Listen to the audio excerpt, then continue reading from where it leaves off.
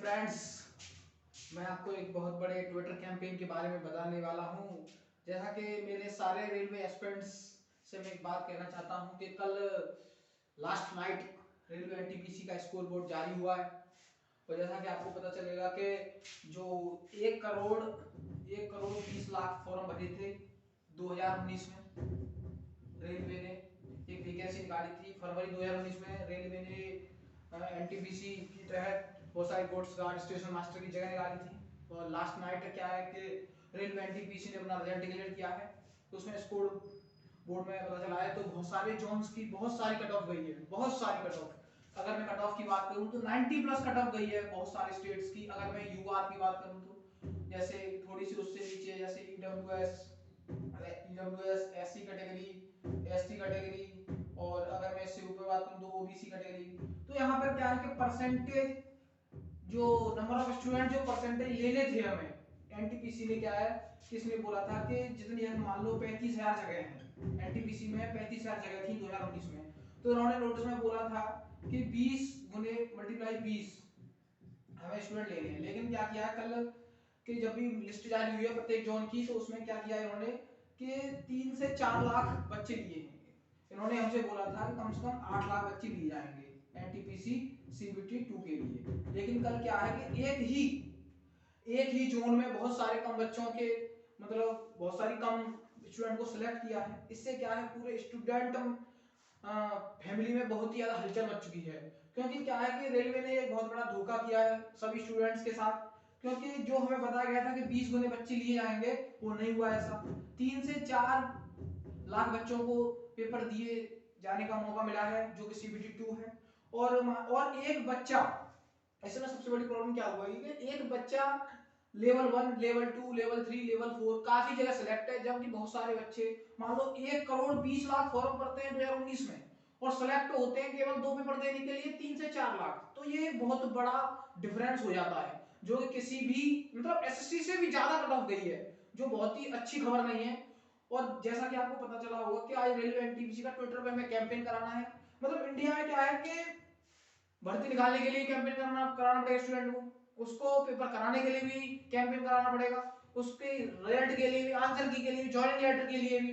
अब जैसे कि हमें कंटिन्यूअसली 2019 से कैंपेन चला रहे हैं, कभी कि ग्रुप डी की डेट दे दो, कभी होता है कि ग्रुप डी में जो भी फॉर्म रिजेक्ट है उनको करेक्शन के लिए वो दे दो। तो मतलब बहुत सारी लोचा हो रहा है हर स्टूडेंट के साथ। मैं ये नहीं कहता कि 35,000 से ज्यादा वैकेंसी, जैसे 35,000 वैकेंसी है तो इनको सिलेक्ट 35,000 करने हैं। लेकिन जो सीबीटी 2 देने का मौका था, सीबीटी 2 जो बच्चे सीबीटी 2 देने के लिए लायक थे उनको मौका नहीं था। मतलब बच्चा 75 नंबर लाने के बाद भी, बच्चा 75 नंबर लाने के बाद ही बोलता है कि मेरा सिलेक्शन नहीं हुआ, सीबीटी 2 देने का मुझे मौका ही नहीं मिला।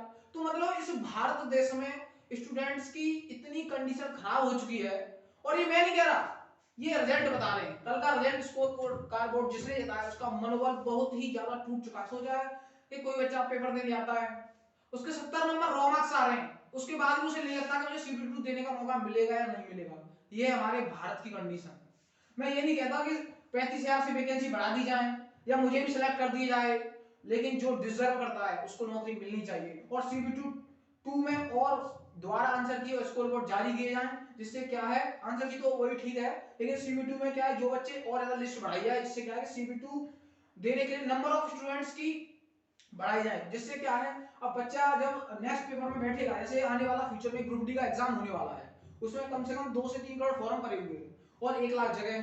तो मतलब बच्चा अगर पेपर देने के बाद अगर उसके 70 नंबर भी बोलता है आके घर आके में 70 नंबर ठीक है, 70 क्वेश्चन में भी रॉ मार्क्स मेरे आ जाए कम से कम, तो मतलब उसे उसके आने के बाद भी उसे ये लगता है कि मेरा सिलेक्शन नहीं होगा। क्योंकि एक नॉर्मलाइजेशन एक ऐसी चीज है जिससे कुछ भी नहीं पता चला जा सकता कि कौन सा पेपर टफ था, कौन सा पेपर सिंपल था, कब कब किसकी कितने नंबर आएंगे, कोई कुछ भी नहीं पता।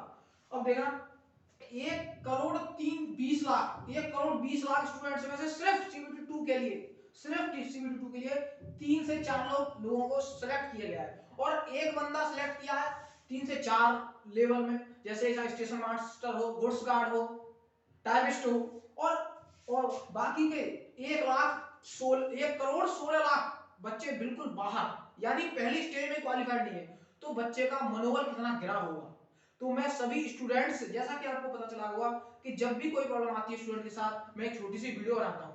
मेरा उद्देश्य टीआरपी और पॉपुलैरिटी लेना नहीं है। मेरा उद्देश्य यह है कि जो डिजर्व करता है, चाहे वो एसएससी हो, चाहे वो रेलवे हो, चाहे वो कोई भी संस्था हो, मैं यही कहूंगा हमारे रेल मंत्री अश्विनी वैष्णव जी से कि एक बार हमारे युवाओं की तरफ देखा जाए, क्योंकि जब जब हमने प्रोटेस्ट किया है हमें उसका फायदा मिला है। चाहे ग्रुप डी की बात हो, एनटीपीसी के रिजल्ट की बात हो, सीबीटी 1 के रिजल्ट की बात हो, कुछ भी हो, उन्होंने हमें दिया है।